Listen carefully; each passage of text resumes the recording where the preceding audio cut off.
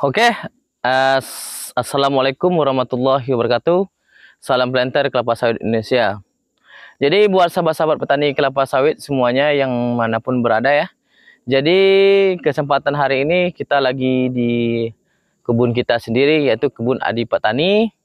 Di sini Adi Petani memberikan ya cara tentang metode perawatan dalam kelapa sawit itu agar tanah itu terjaga kelembapan airnya, atau kelembapan pada tanah itu terjaga ya, kandungan airnya cukup gitu. Jadi buat sahabat-sahabat petani kelapa sawit, kalau kita sebagai petani mandiri ini adalah patokannya adalah gimana hasilnya kita itu meningkat ya, hasil produksi kita itu tinggi.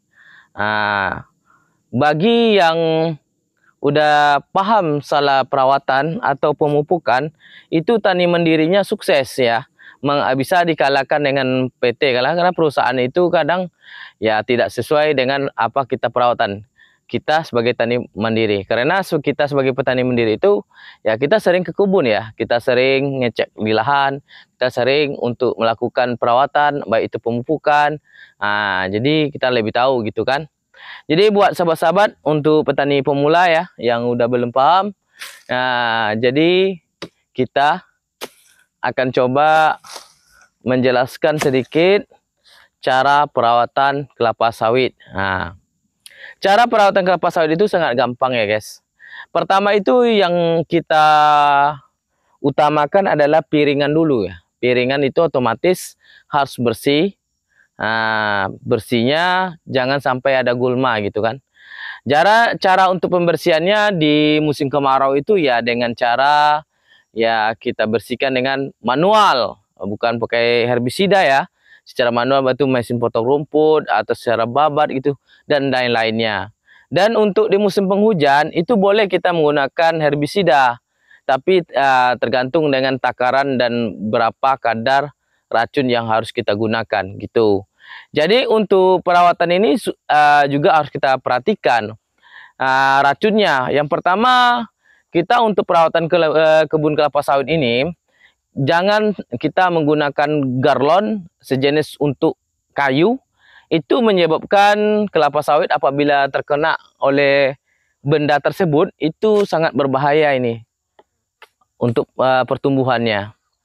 Jadi buat sahabat-sahabat tidak usah menggunakan itu, kecuali ada anak kayu seperti karet, kayu yang lain, itu cukup kita gunakan olesan pada benda tersebut, dia akan mati gitu.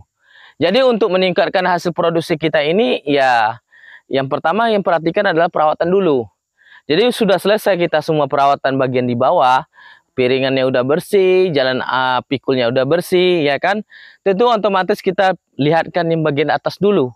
Apa itu? Browningan.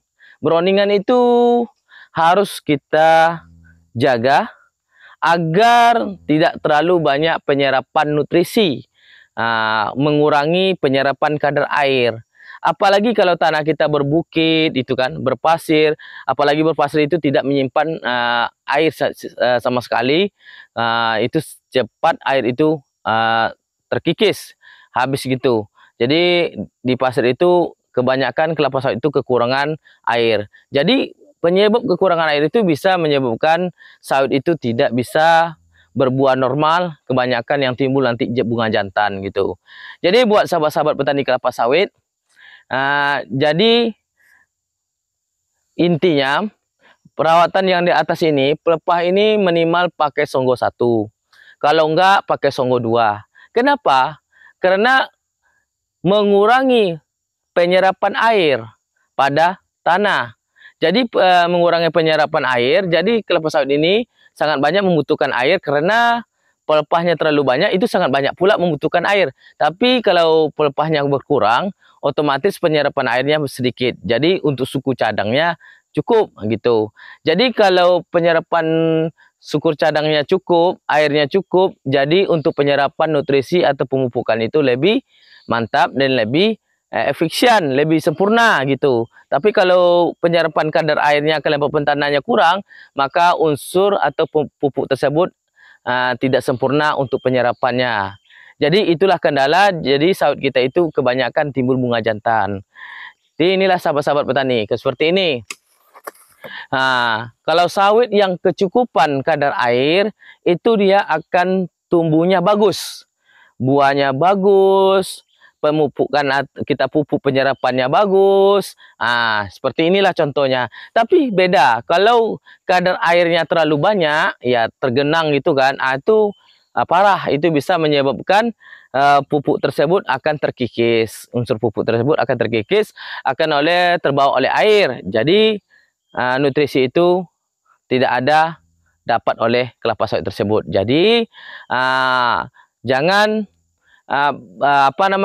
air itu tergenang di kelapa sawit tersebut. Kalau tergenang air di kelapa sawit itu beda dengan tanah yang lembab, unsur haranya atau gembur, itu beda sama dengan air yang tergenang. Kalau tanah air yang tergenang itu untuk pemupukannya, biarpun kayak apapun kita pemupukannya itu sia-sia. Kenapa? Pupuknya akan hanyut dibawa oleh air. Nah, itulah sahabat-sahabat petani. Jadi setelah selesai perawatan di bawah, di atas baru ke metode pemupukan kita. Jadi pemupukan itu tidak perlu banyak ya, tergantung kita. Ada takarannya nanti masing-masing. Ya kalau kita punya kebun sawit ya, kita nggak sanggup beli pupuk banyak, ya sedikit, minimal 1 sak atau 2 sak. Ya tapi rutin, jangan sekaligus dipupuk. Ya minimal atau setengah kilo per pokok, bisa 1 kilo per pokok, bisa 2 on per pokok, tapi rutin. Jelas sawit kita dipupuk. Karena pupuk itu adalah biarpun sedikit, tapi bersih piringannya, maka akan diserap oleh kelapa sawit tersebut. Jelas dia akan tetap bagus hasil produksinya. Kenapa? Yang pertama, udah kita jaga kondisi lahan kita, kelembapan tanah, jaga dari pelepah, semuanya kita jaga, maka hasil produksi kita insya Allah akan meningkat. Karena adik petani udah mengalami seperti itu. Itulah cerita sedikit tentang cara pemupukan, perawatan dalam skala adik petani yang digunakan oleh adik petani. Oke, salam Planter Indonesia, salam